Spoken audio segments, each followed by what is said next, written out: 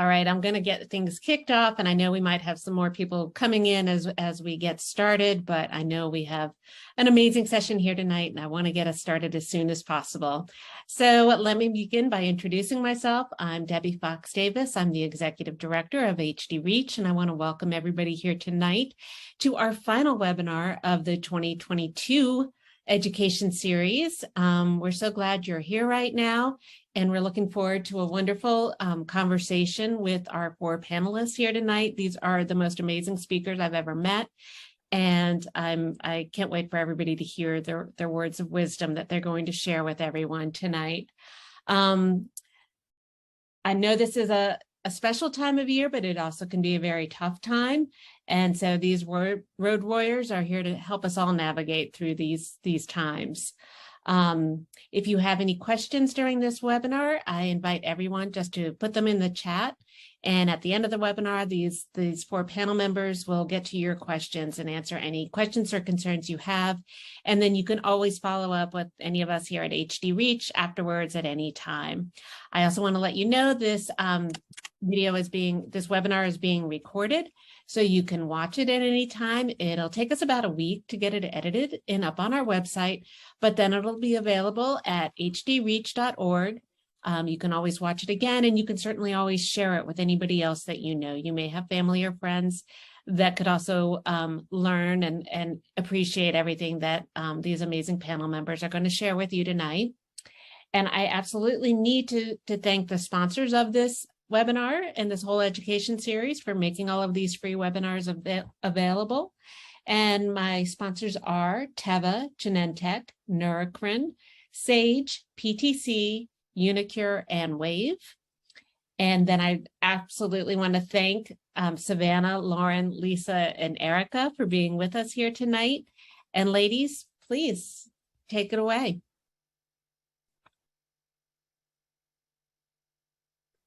All right. Well, thank you everyone for coming to this. I really hope that it gives you strength during these holidays if these are some more difficult times for you.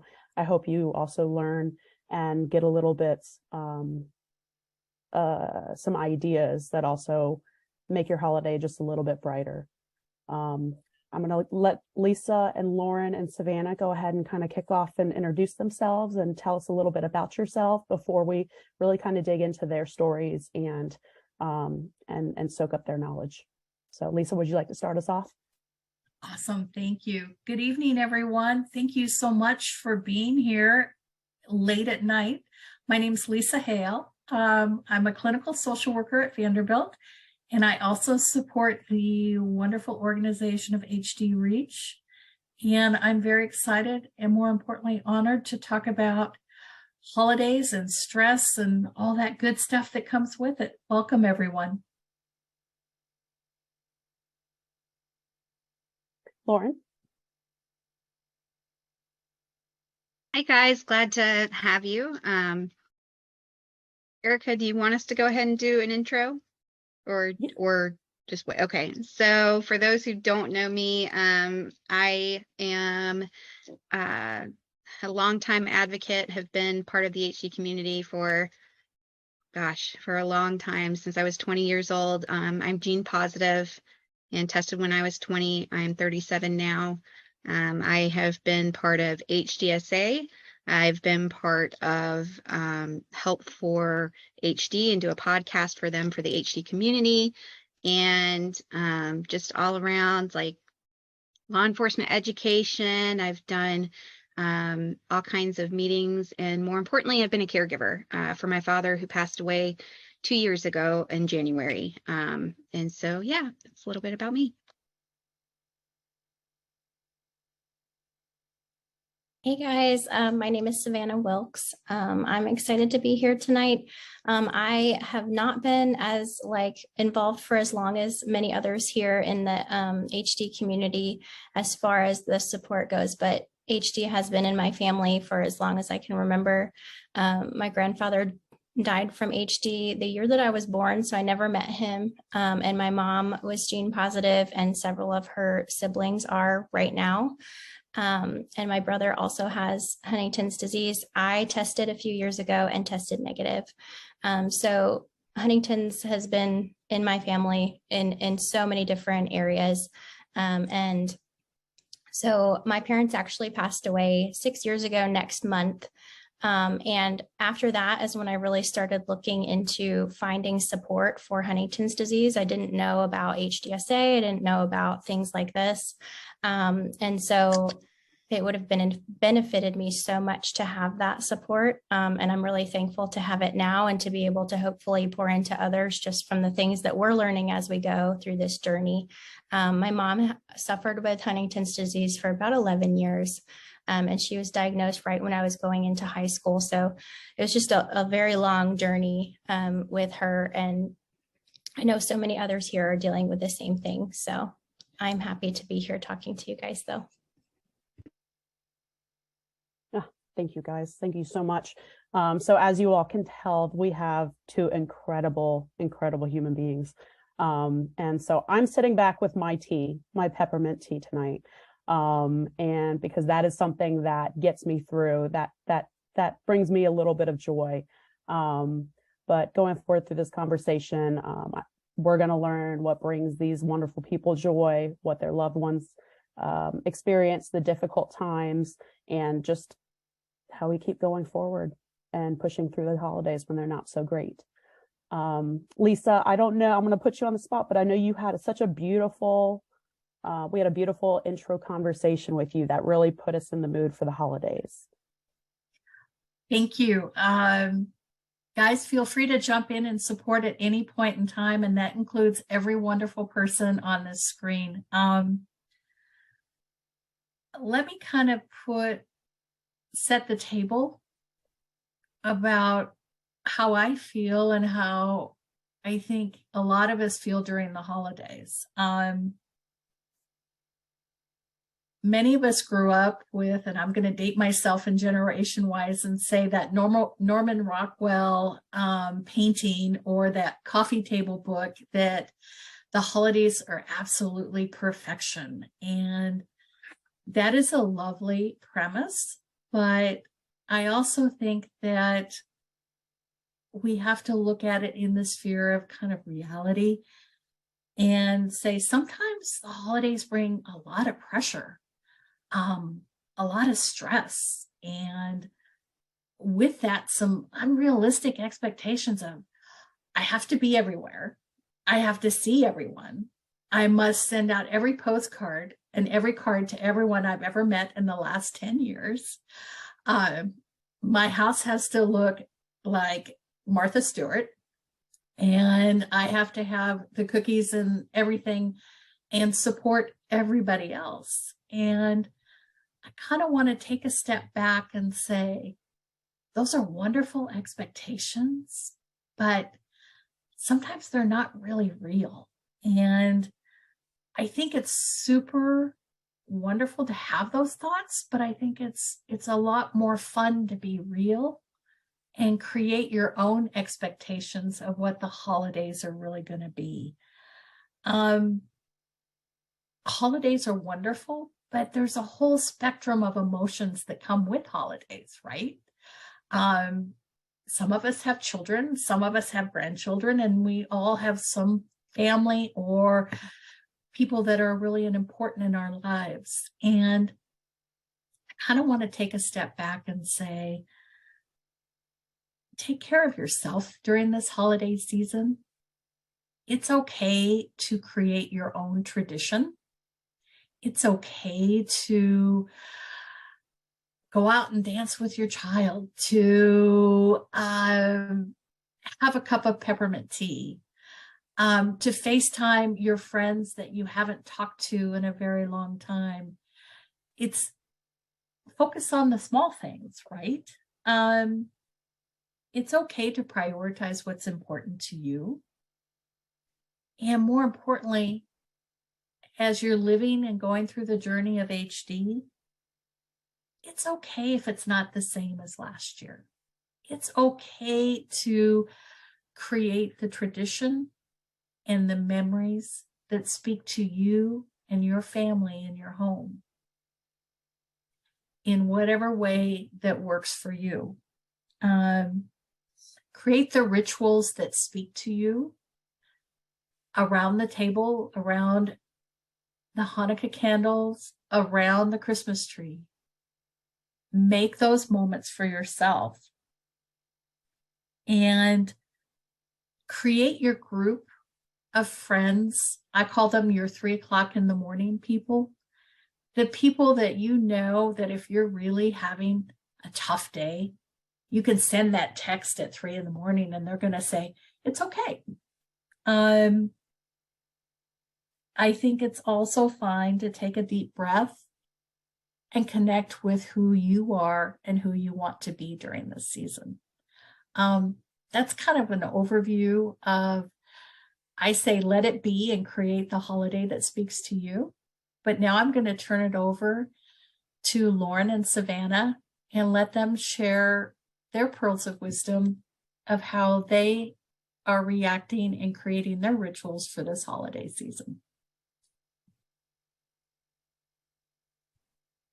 Thank you, Lisa. I've just got to say, I love when you start things off and just how you present things. It's really wonderful. So thank you for that and sharing what you did.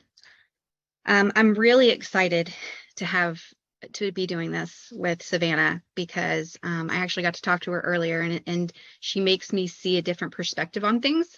So I would really love for Savannah to start with, kind of how she's surviving the holidays, because I truly love her perspective and her experience with grief and loss and dealing with holidays, because I think it's really amazing. That was very sweet, Lauren. Thank you. I appreciate that. I think it's such a big, it's a big thing to think about, because like grief during the holidays and surviving the holidays, it really is there's so many different layers to it.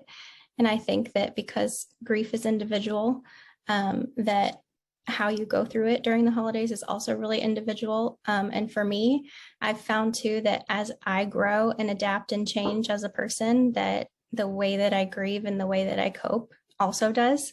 And sometimes the things that I enjoyed last year or couldn't handle last year when it comes to surviving through the holidays, I've changed and I've adapted. And I think it's really important to recognize that there is a lot of expectation, especially as women. I'm just going to say that we put a lot on ourselves. I'm a mom, and my son was 1.5 whenever I lost both of my parents unexpectedly and suddenly.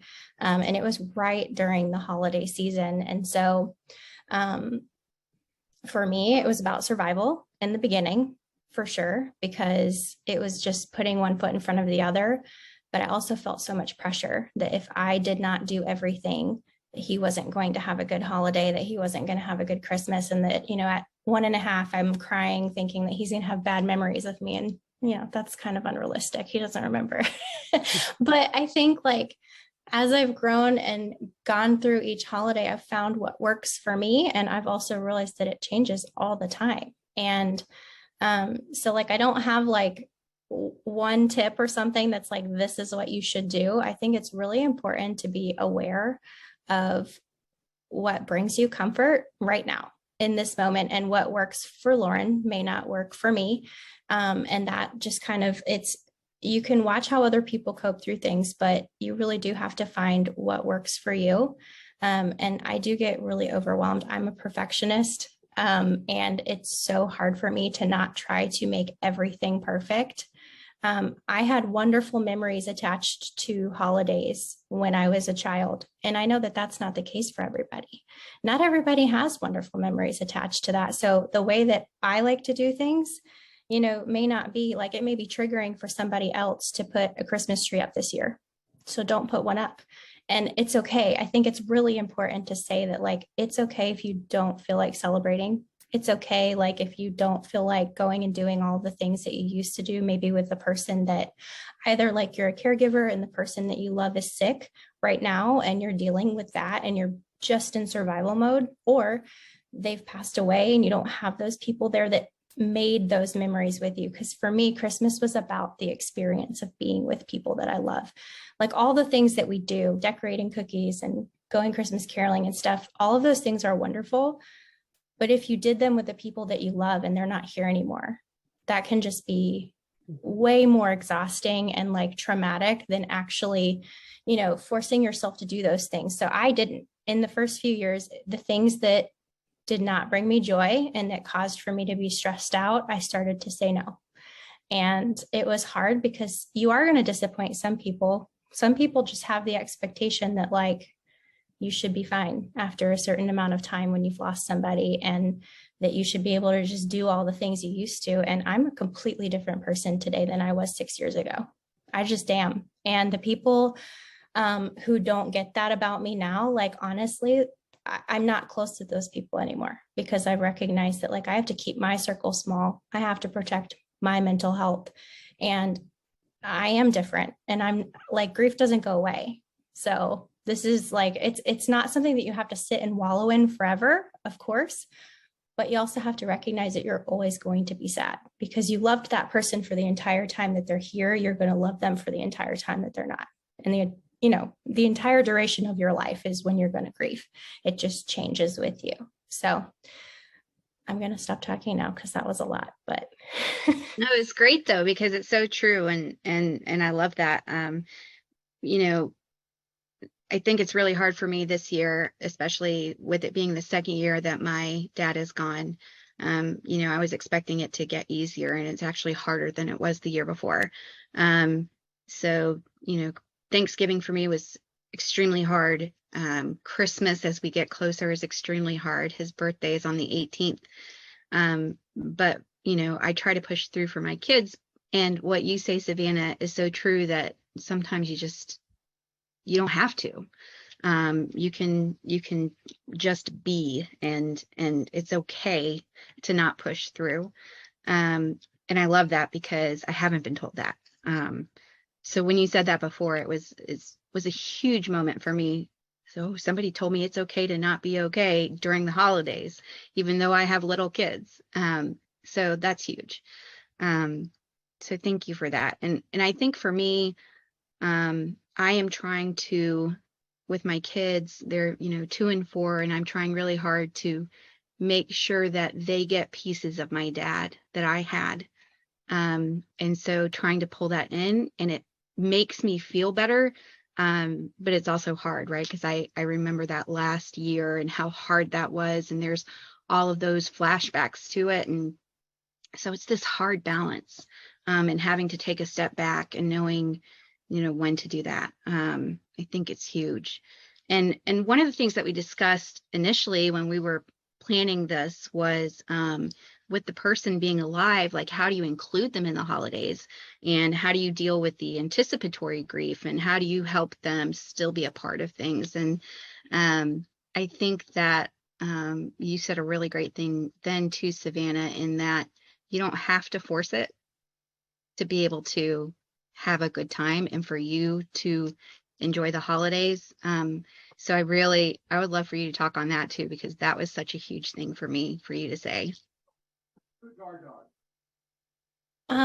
Yeah, I think with Huntington's disease, we know like each person handles it completely different and has different symptoms. They like literally, like it's crazy for me because I hear so many people who say like that their person that they're caregiving for like isn't able to eat on their own, or like they need a lot of assistance. In my case, all of my family who have had HD, it has been more the cognitive side, very much like high and low mood swings and all the things. So for me, I was telling Lauren that there's times where like, my mom would have an outburst or something would happen where like the perfect thing that was planned did not go according to plan. And I think, Lauren, you were saying that you guys would laugh about those things and learn to make light of them instead of letting it completely derail all of the plans that you had made. I think that's so important when you're dealing, especially with something like Huntington's disease, because it's not going to go according to plan. And there's going to be times where like, you just got to roll with it.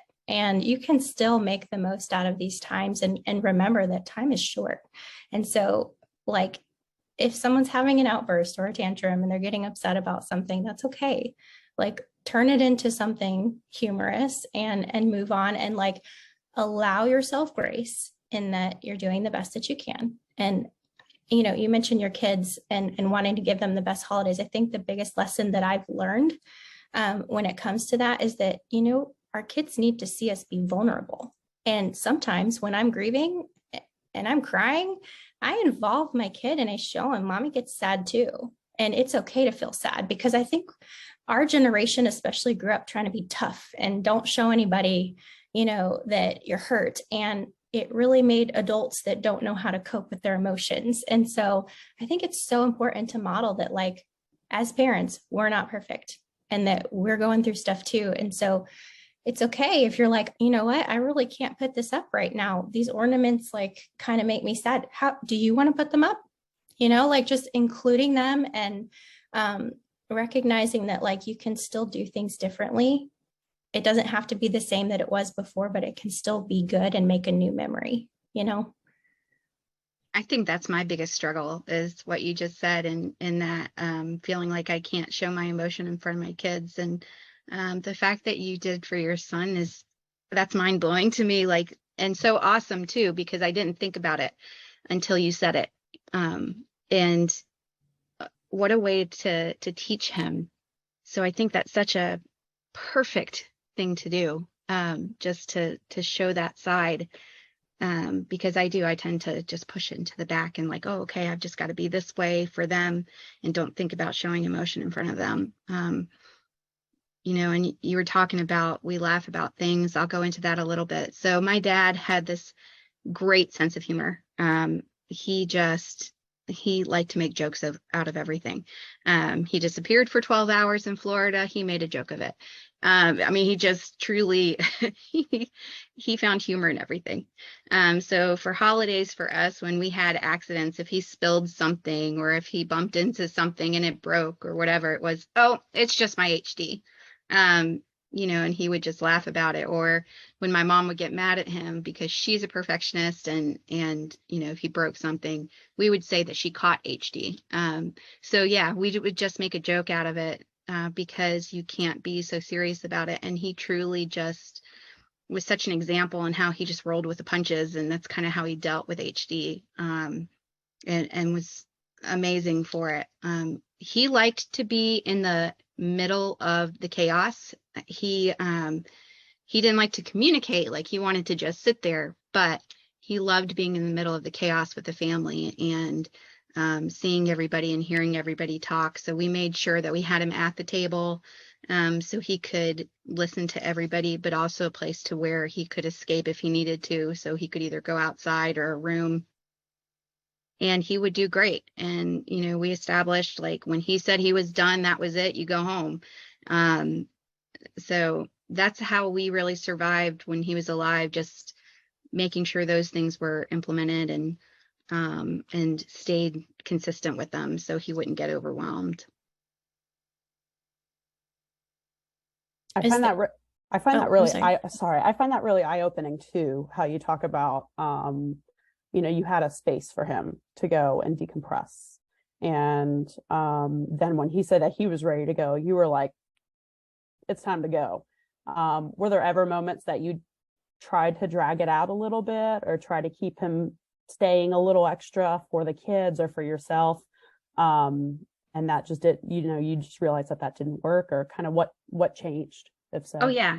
Yeah. Anytime we did, he would become too tired, and then, he ends up having more symptoms, or he would start getting very agitated. And so we learned that if my mom wanted to stay, we would, either I would take him home and stay there with him, or if somebody else was leaving, like, they could take him home. And that way he could, when he was done, when he hit his limit, he was able to leave. But yeah, if we didn't do that, then for sure it would become agitation and then more symptoms and things like that. And usually the space that we had for him was outside, because he said he used to say he's solar powered. So we would have a place outside where he could go so he could just like breathe for a second and get the fresh air and everything. And that usually worked pretty well.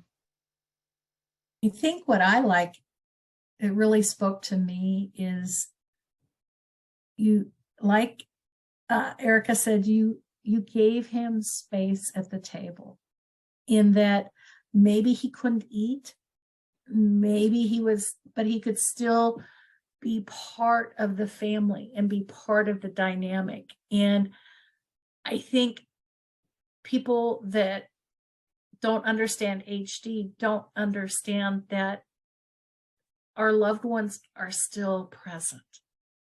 They may have a challenge. It may be swallowing. It may be movement. It may be 0 to 60 in the emotion department, with no stop. But they want to be part of that tradition. And for you, that tradition was at the table. And I don't know a better way that you could honor someone is by letting them have that space. That is beautiful. Oh yeah, he was always, he was always part of what we were doing. And even in the advanced stages, even in that last year, we were very big about making sure he was still there. He couldn't eat the same things, so we had to, do softer foods, do kind of modify things, but he was still there in the midst of it. And I always wondered if he felt overwhelmed, and I'd ask him, and he said no. As long as nobody expected him to like respond quickly, he was fine. He loved being in the middle of it all, and then having the kids, his grandkids, there, and all the other kids. He loved it. So yeah.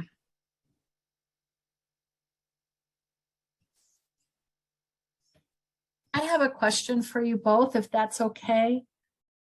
What's the new tradition that you're starting with your family this year that speaks to you? Or is there one that you're making sure they know and carry on for years to come?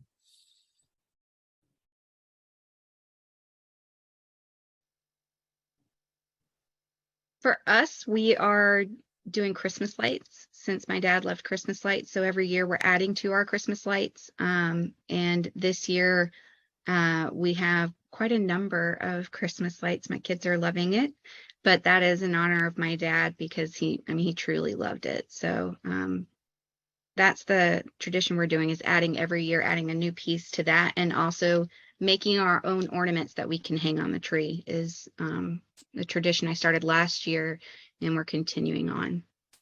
Beautiful. I love that. That's a really good one.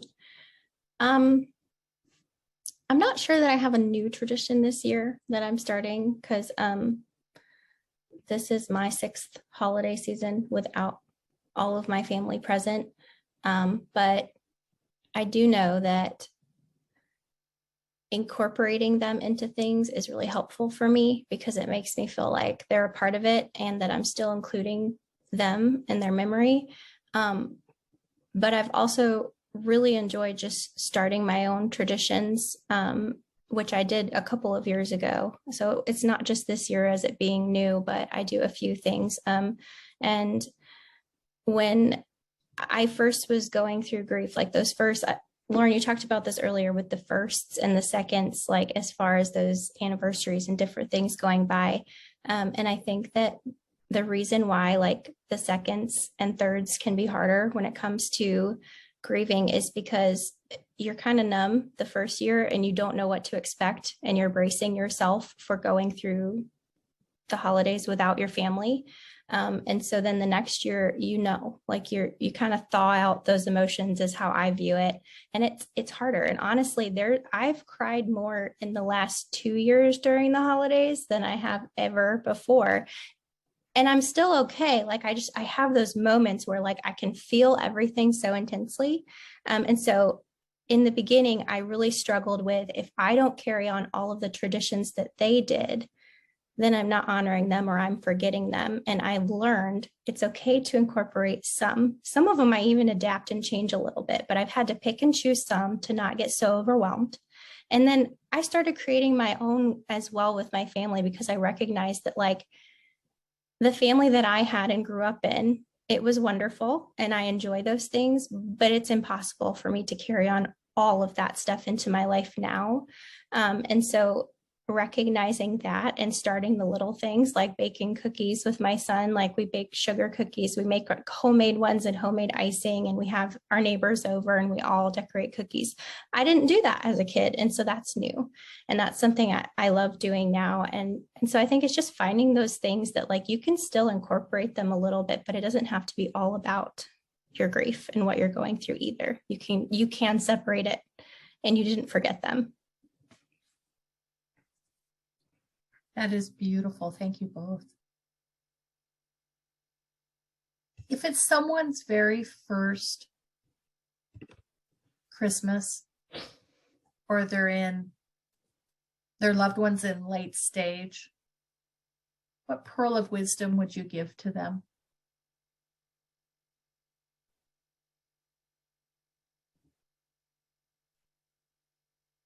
Lauren, I'm going to let you take that because I'm not sure I can relate to that as much. I don't know that my mom was ever in a late stage because she was still pretty able to do things for herself. So I think you can speak way more to that than I can. Yeah. For late stage,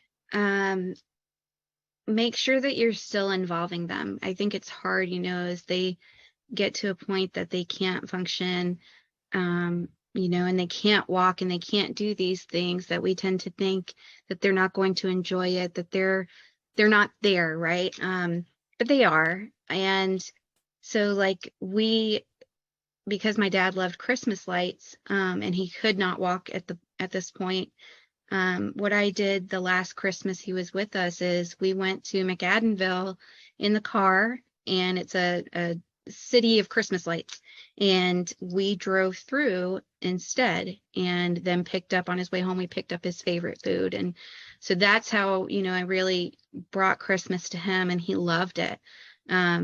It's little things like that matter, and still make them realize like they're part of it. And I know it's really hard. And I think also just having that grace and realizing it doesn't have to be perfect. I think I think that's a really hard thing, is we want it to be perfect, but it doesn't have to be. And take the help when people offer. If people are offering to go and pick up something for you, or if they're offering to stay with your loved one, for an hour so you can go get a coffee or whatever, take it.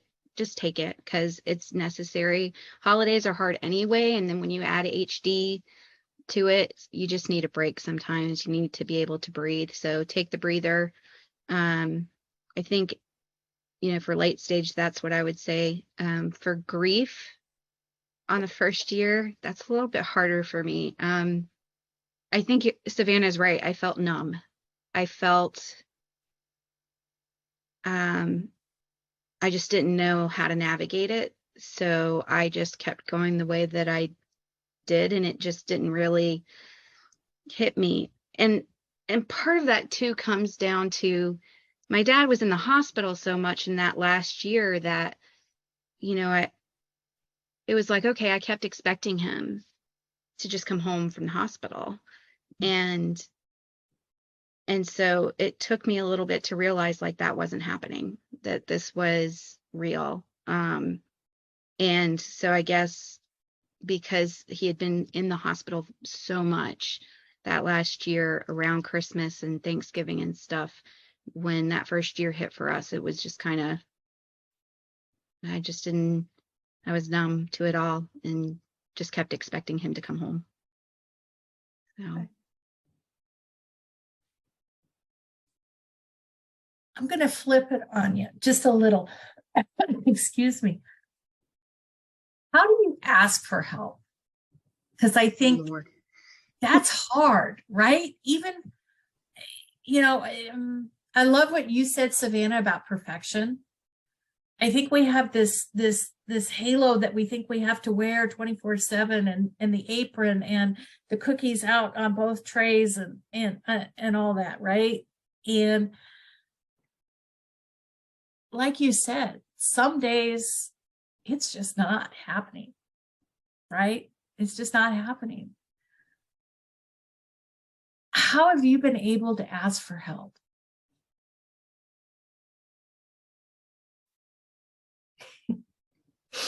It's a tricky On one. you, Savannah. I'm I don't still have a good working answer on to it. that. I'm I still can say working it's on a it. work in progress for me. I can be totally honest. All my friends will say that I suck at it. So Me I'm, too. I'm just going to lay it out there for myself. I am not good at it. I am not good at it. I think it's like a muscle. You have to exercise it in order to in order to improve and get stronger in that area. For me personally, I think I struggled just in general, not even just with grief, but like wanting things to be a certain way. And I had to let go of that. And that's really hard. And that's an inward thing.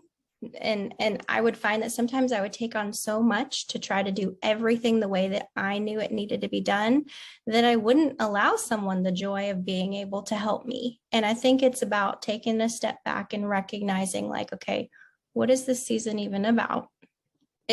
If the cheese tray is not perfect, nobody's going to remember that, but they are going to remember how you made them feel about it, right?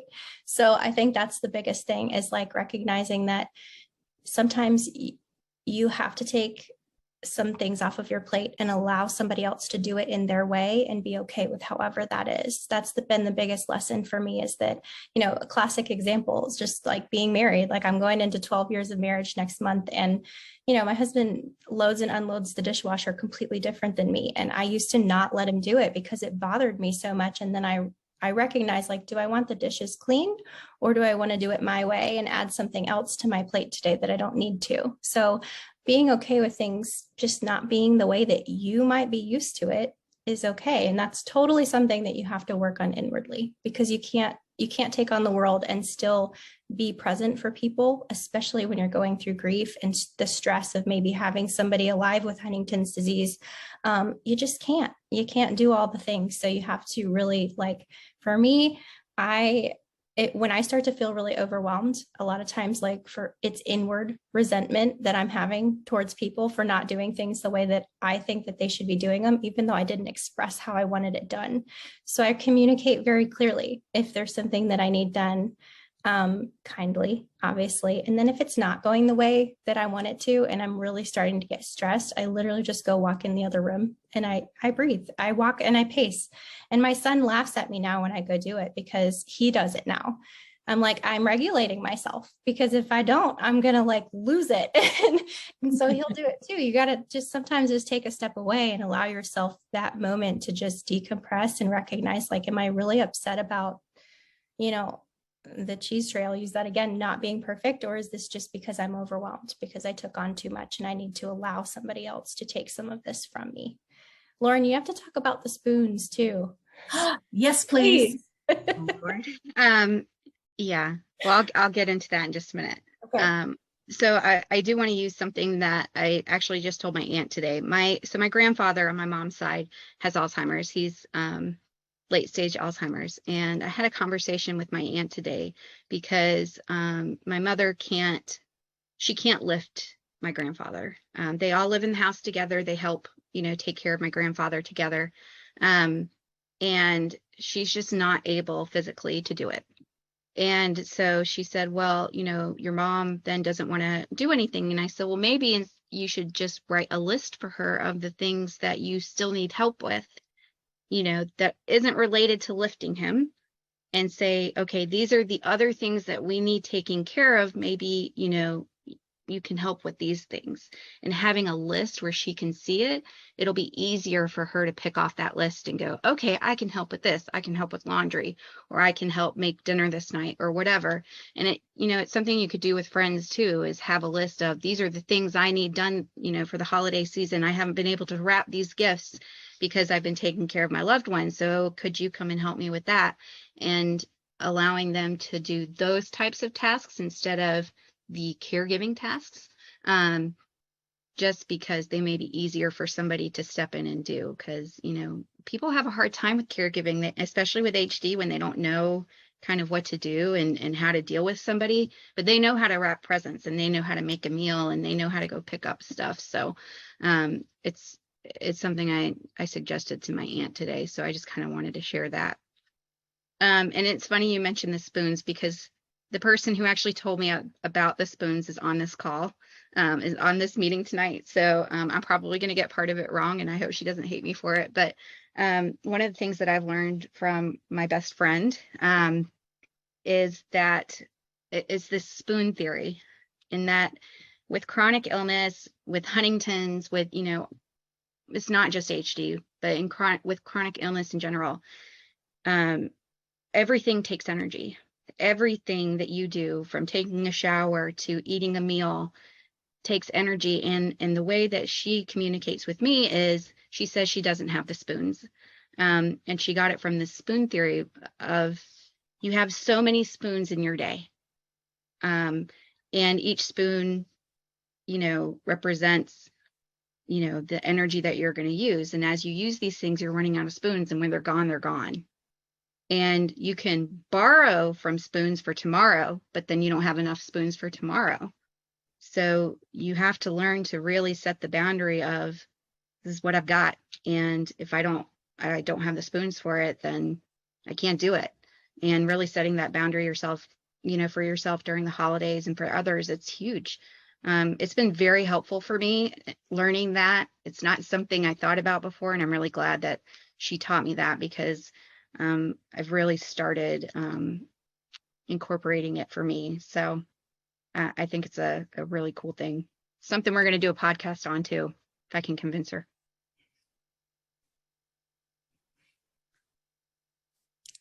I love that story. I'm going to steal it with all of your permissions and share it, because I think it's absolutely beautiful. Another HD, I'm a social worker, but I honestly say I learn most everything from my patients.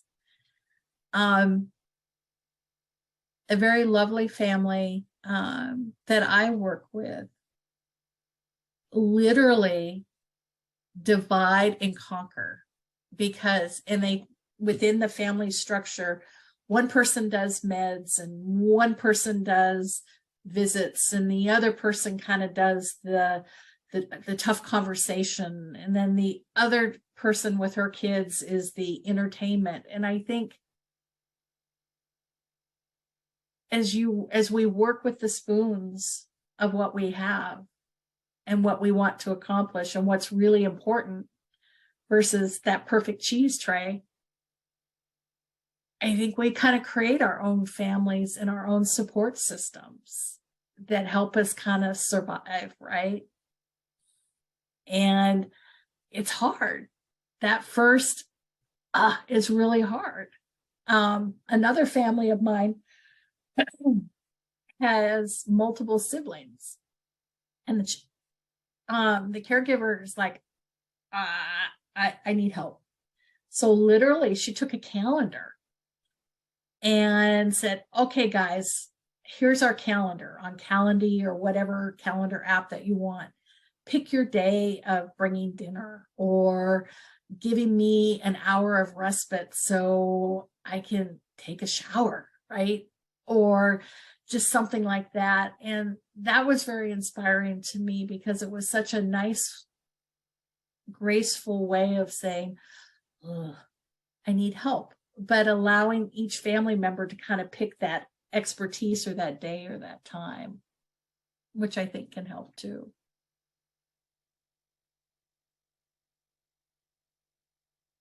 For sure. That's one thing that we've suggested for my mom's family, to, try to help with that burden of caregiving for them with the Alzheimer's and stuff. So I love that idea of having that.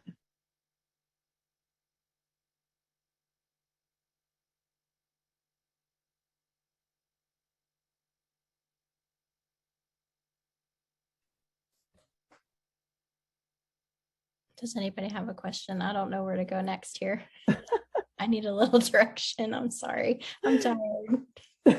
It's been a long week, Erica. No. That is okay, guys. No, that was incredible, incredible. And it makes me think about even my own family. And I know I didn't, some of my family's on this call now, but I'm also impacted by HD. And my mom, she's positive for the gene, over the years has, I remember Christmas being very, very involved. And like they would sprinkle snow on the ground as if like Santa came and put footprints in the carpet. Like it was an all-out ordeal. And I already knew growing up, I'm like, I'm just never gonna be able to amount to that. Like that's pretty awesome.